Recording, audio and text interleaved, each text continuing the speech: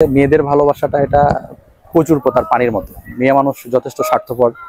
দেখা যাচ্ছে যে আমার একটা মোটরসাইকেল আছে, আমার আর একটা ফ্রেন্ডের একটা কার্ড আছে, তো সে আমাকে ছেড়ে রেখে যেতে তার বিন্দু পরিমাণে দ্বিধা বা দ্বন্দ্ব, কোনো কনফিউশন তার মধ্যে থাকবে না। এত বেশি পরিমাণে লোভ লালসা তাদের মধ্যে কাজ করে, দেখা যাচ্ছে যে 20 বছরের সংসার ফেলে রেখে যেতে তাদের মধ্যে কোনো প্রকার সংশয় জাগবে না। আসলে ছেলেরা যাকে ভালোবাসে তারা চেষ্টা করে যে ভালোবাসাটা গভীর হোক, গাঢ় হোক, এবং বাকি জীবনটা যেন তাকে নিয়েই কাটিয়ে দিতে পারি, এরকম একটা প্ল্যান বা থিঙ্কিং। আমার এরকম থিঙ্কিং, আমি জানি না কার কি থিঙ্কিং, তবে আমার এরকম থিঙ্কিং যে একটা মানুষকে নিয়ে সারা জীবন যেন কাটিয়ে দিতে পারে। হুট করে মেয়ে মানুষ যদি তুলে নেওয়া হয়, তা আমার মনে হয় যে আমাদের মতো পুরুষ মানুষ যারা আছে তাদের অনেক কষ্ট হবে। একটা মেয়ে একটা সংসারের সর্বোচ্চ ক্ষতিকর বিষয়টা এরকম না। একটা সংসারে দুর্ভোগ বা অশান্তির সৃষ্টি হয়, সেটা হচ্ছে যে একটা হতাশার কারণে, ফ্রাস্ট্রেটের কারণে, সেটা হচ্ছে যে আপনার আর্থিক অনটন হতে পারে, প্রেমে ব্যর্থ হওয়ার কারণে হতে পারে, তারপরে যে সাংসারিক জীবনে বনিবনা না হওয়ার কারণে হতে পারে, বিভিন্ন কারণে হতে পারে। শুধুমাত্র যে মেয়ে মানুষের কারণে যে সাংসারিক জীবনে দ্বন্দ্ব হয় বা অশান্তি হয়, বিষয়টা কিন্তু এরকম না। দেখেন, জীবন মানেই যুদ্ধ।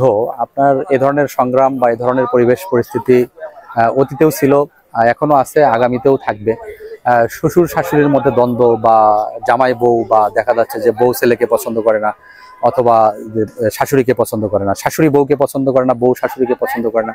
এই যে বিষয়গুলো, এটা এক ধরনের একটা হীনমন্যতা। এগুলো আগেও ছিল, এখনো আছে, ভবিষ্যতেও থাকবে। এর মধ্যে দিয়ে আমি মনে করি যে এই সংগ্রামী জীবনটাকে ওভারকাম করে দিয়ে যারা চলতে পারে তাদের জীবন সুন্দর, লাইফ সুন্দর।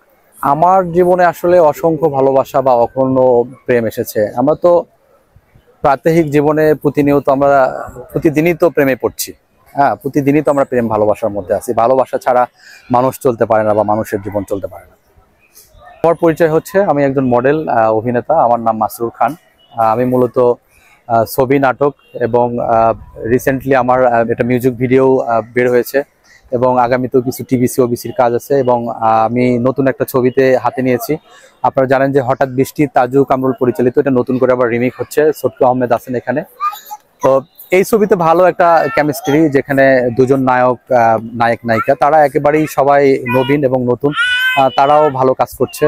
আশা করি এই ছবিটা হলে গিয়ে দর্শকরা দেখবে, এবং এটা একটা ভালো একটা ছবি, এবং এখানেও আমার একটা ভালো একটা ক্যারেক্টার রয়েছে।